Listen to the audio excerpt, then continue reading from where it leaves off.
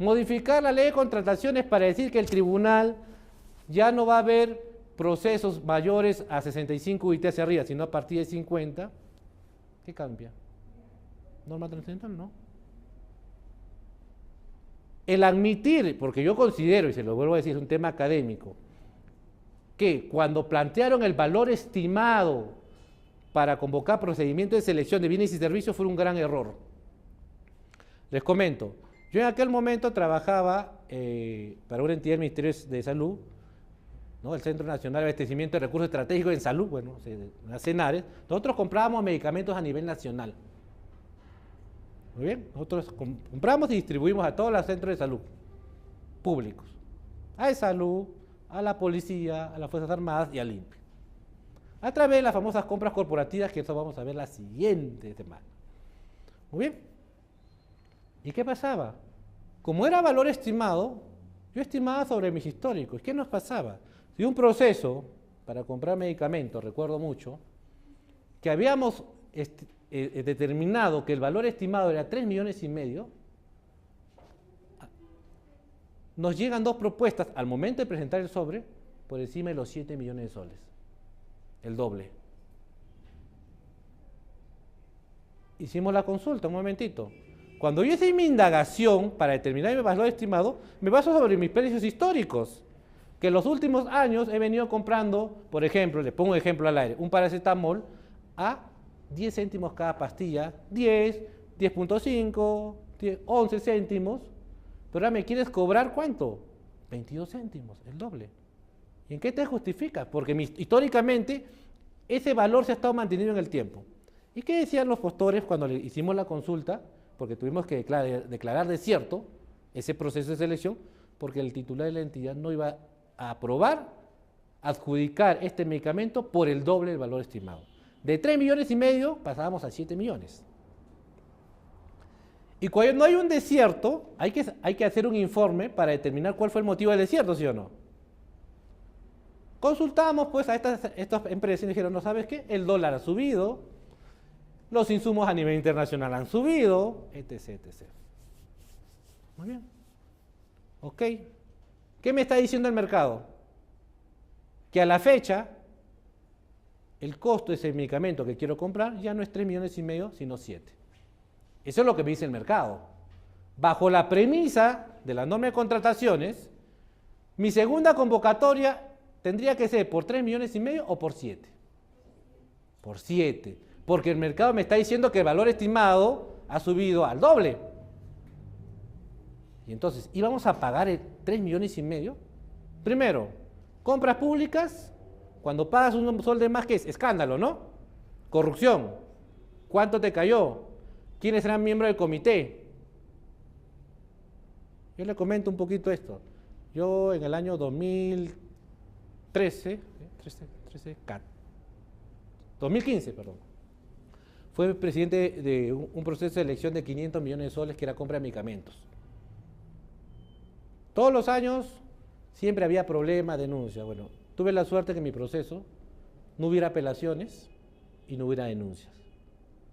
Porque tuvimos mucho cuidado, y hay que tener mucho cuidado cuando somos miembros del comité de selección, porque la Contraloría nos va a perseguir por 10 años. Pero volviendo al ejemplo que les planteaba, el mercado me decía que era 7 millones y tanto que tenía que yo convocar. ¿Qué hicimos? Primero que no tengo presupuesto, porque cuando yo proyecté mi PAC, proyecté que el año pasado gasté 3,5 millones, que más o menos podría fluctuar un incremento del 5%, pero no me va a ir al doble. Le pedimos estructura de costos a estas empresas para nuestra actualización de valor estimado. ¿Muy bien? Hicimos cruce con aduanas, porque cuando uno puede ingresar por la página de una aduanas, a ver las DUAs. Yo puedo saber si estoy comprando, por ejemplo, motosierras y son importadas, qué valor tiene de importación a través de las DUAs. Y le pedimos la estructura de costo. La entidad se sentó con los proveedores y le dijeron, ¿sabes qué? No me estás justificando. Si tú no te vas a presentar, la ley, en aquel momento, la 17, ya facultaba hacer las compras internacionales. Y vamos a ver que ahora la nueva ley ya considera a mi entidad con nombre propio para hacer compras internacionales. En tema de medicamentos, cuando el mercado local no me puede abastecer, ya el Ministerio de Salud, a través del CENARES, está facultado a hacer compras internacionales. ¿Sí? Ese es un cambio trascendental, importante, porque lo que está generando es que el mercado local no nos quiera comer con zapato y todo. Querernos comprar, vender un producto al doble, al triple, eso es una estafa. Y eso fue generado y se incrementó mucho más con el valor estimado. Bajo el ejemplo que le doy, ¿no? Si el mercado me dice que no es 3,5 millones, sino ahora son 7, yo debía buscar la plata y la segunda convocatoria sacarlo por 7 millones y darle el gusto. No, pues, hay que tener mucho cuidado. Ahora, algo importante. Ustedes se acordarán, bueno, los que tienen algunos años en tema de contrataciones, cuando se hablaba del estudio de mercado. Muy bien, estudio de mercado para determinar el valor referencial. ¿Y qué hacíamos los logísticos? Pedir cotizaciones, determinar el valor histórico, bajar información del SEACE, buscar mi contrato anterior. Y determinaba utilizando el método del mayor precio, menor precio o promedio. Y sacaba mi valor referencial. Pero siendo importante el valor referencial y uno de los principales cuestionamientos cuando hay un escándalo, ustedes alguna vez han visto que el OCE hayan publicado una directiva, un instructivo de cómo hacer un estudio de mercado. ¿No? Eso era siempre le decía a mis alumnos. El estudio de mercado para mí implica un análisis, costo-beneficio, análisis de mercado, no pedir cotizaciones. Y siempre pido cotizaciones a lo mismo. Y muchas veces pedía cotizaciones a empresas que no estaban autorizadas para la comercialización de producto. Empresas que habían sido constituidas, por ejemplo, para ferretería y que estaban vendiendo equipos médicos. Empresas que estaban constituidas para temas de servicios en general de transporte y terminaban pues vendiendo medicamentos. Porque ustedes saben que una empresa al constituirse se establece su razón social y en todas las actividades económicas que van a participar. Si por tu creación de la empresa no estás autorizada, esos servicios no los puedes brindar. Pero los logísticos seguíamos pidiendo ello. Entonces yo siempre cuestionaba el hecho de que el OCE no estableció algunos parámetros que deberíamos tener nosotros para un estudio de mercado. Solamente por ahí se acordarán en el 2008, 2010, si no me falla la memoria, un famoso comunicado que dicen, por si acaso, cuando tú hagas tu estudio de mercado, mínimamente debes tener 2 cotizaciones. Y tienes que tener fuente de cotización, fuente histórica, ¿no? Y cualquier otra fuente. Porque antes lo que hacíamos era pedir 2 cotizaciones y está mi valor referencial. Pero cuando hubo el cambio del valor estimado, sí nos da ciertas pautas de cómo debemos trabajar el valor estimado. Y entre una de ellas decía, tú no necesitas tener físicamente la cotización, ya sea por un documento presentado en mesa de parte por el proveedor, un documento escaneado, podrías tú hacer una consulta telefónica. Oye, ¿cuánto me cuesta este producto? Tanto, anotar que vía telefónica se recibió de tal empresa, tal proveedor, con tal persona, correo, número, tal. O si no, podías tú entrar a la página web, por ejemplo, vas a comprar productos ferreteros, entras a Sodimar, a Mapro o otras ferreterías que tengan página web y imprimir el costo de ese producto y con eso estaba tu valor estimado. Muy bien. Por primera vez, y lo vamos a ver, esta modificación a la ley de contrataciones sí nos da ciertas pautas más claras para determinar el valor referencial. ¿Y por qué? Porque el motivo de las denuncias, de los escándalos, y en los cuales mayormente los que estamos en logística estamos inmersos en acciones de control, es por el tema del valor referencial. Muy bien. Dicho este preámbulo, vamos a ver y vamos a desarrollar, hoy tenemos en la mañana, en la tarde y también mañana, en el transcurso de la mañana, vamos a ir viendo y desmenuzando estos temas, ¿no? La particularidad es que yo no me voy a poner a decirle que el artículo 1, 2, 3, 4, 5 y solamente ponerme a dictarlo, no.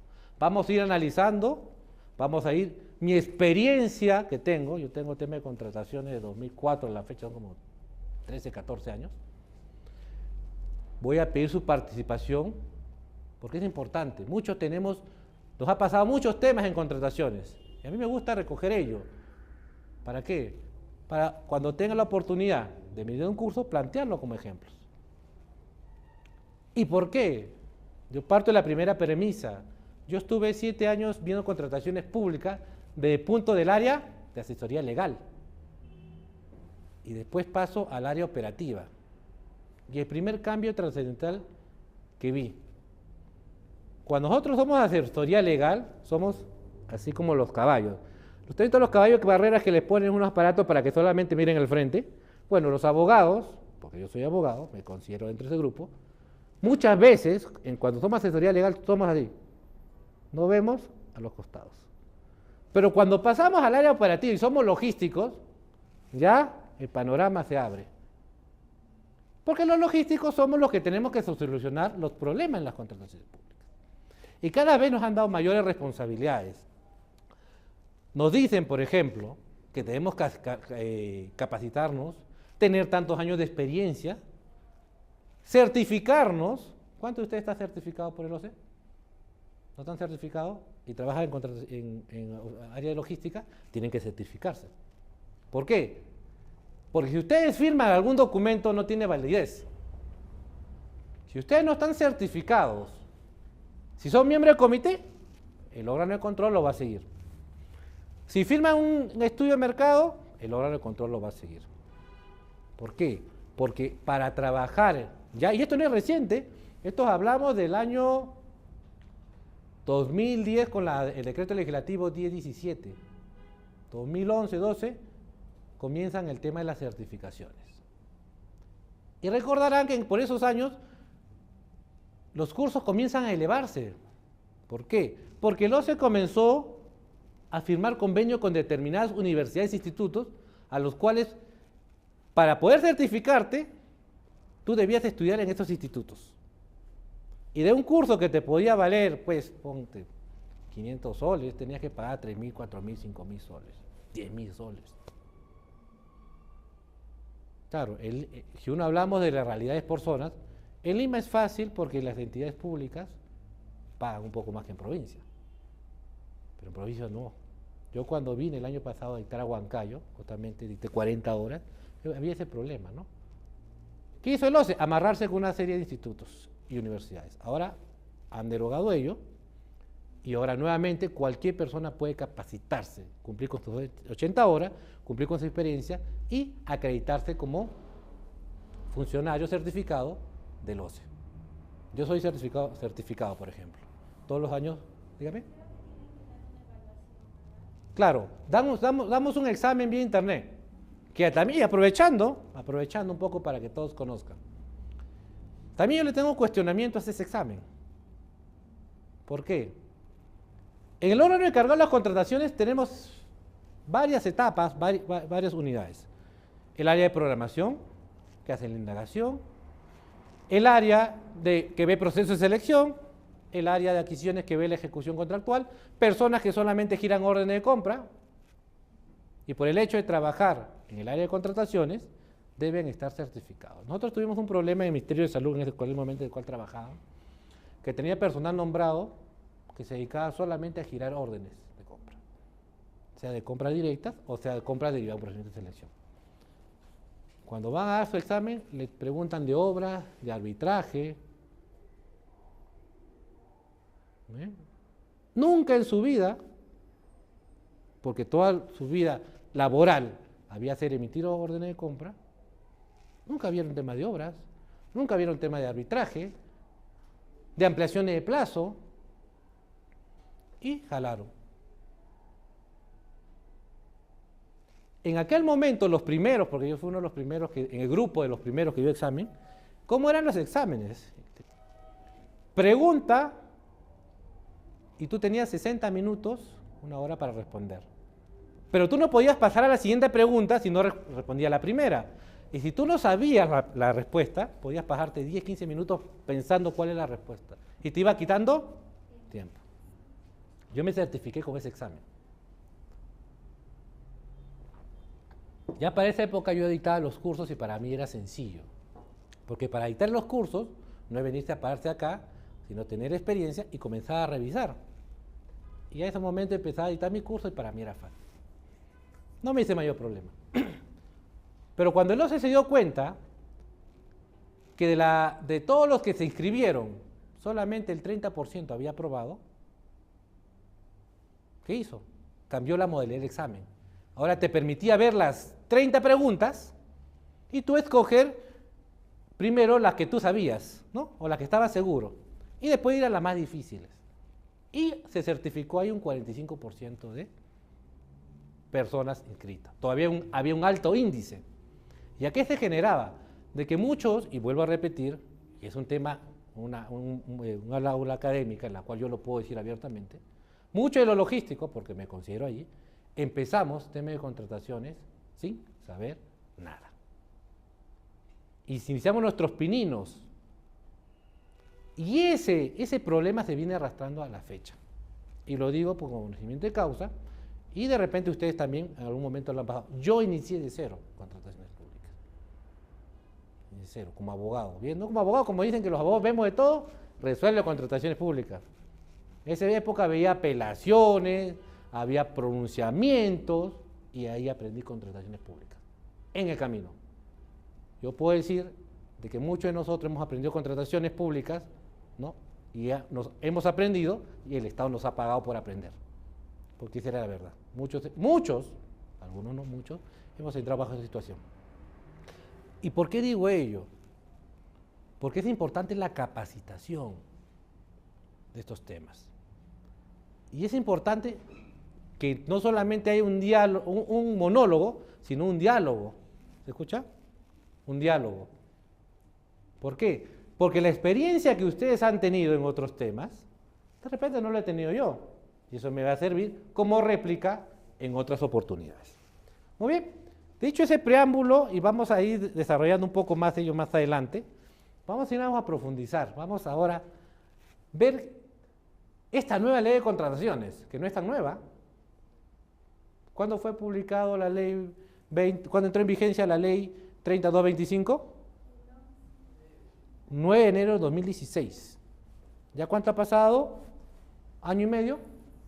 O sea, ¿es nueva? Ya, para mí ya no es nueva. Ya está un poco usadita. Pero, ¿cuándo ha sido modificada? La entrada en vigencia de la modificación, el 3 de abril de este año. Prácticamente al año 4 meses fue modificada. ¿Ustedes han escuchado de seguridad jurídica? Cuando vienen los grandes inversionistas dicen contrato, ley, ¿no? Seguridad jurídica. Lo que firmo, nadie lo puede modificar. Y eso es importante, porque tiene las reglas de juego claras.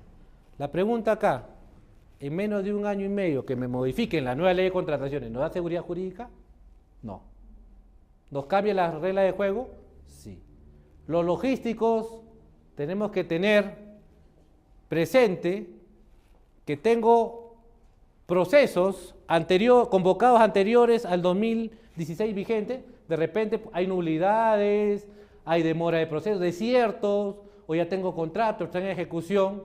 Si fueron convocados antes del 9 de enero del 2016, ¿qué norma de contrataciones es la que se va a aplicar? El decreto legislativo 1017. ¿Por qué? Porque fueron convocados ante la vigencia de la nueva ley. Les comento, hace poco me pusieron en 3 comités de selección en el lugar donde trabajo, y cuando pasa el expediente de aprobación, lo habían aprobado en el mes de junio. Muy bien. Pero esa indagación de mercado empezó en el mes de marzo. Muy bien. ¿Y cuál fue el problema ahí? ¿Cuándo entró en vigencia la nueva ley? 3 de abril. Por tanto, si ese expediente fue aprobado posterior a esa fecha, bajo el marco normativo, tenían que adecuarse. Ojo, tengan mucho cuidado. 3 de abril es la fecha clave. Si tengo un expediente de contratación que estoy en actos preparatorios, marzo, abril, mayo, yo estoy utilizando la norma original, la 3225, ¿sí o no? Pero ¿cuándo entró en vigencia la nueva ley? ¿O la modificación a la nueva ley? El 3 de abril. ¿Qué quiere decir? Que si ese expediente no fue aprobado antes de esta fecha, tengo que adecuarlo a las nuevas modificaciones. ¿Ven cómo nos ponen complicados los logísticos? Los logísticos tenemos que estar presentes. ¿En qué momento cambia la ley? ¿En qué momento tengo que adecuarme? ¿Y cuál es el problema principal? Y eso es un tema de las entidades públicas, que no invierten en capacitación a su personal.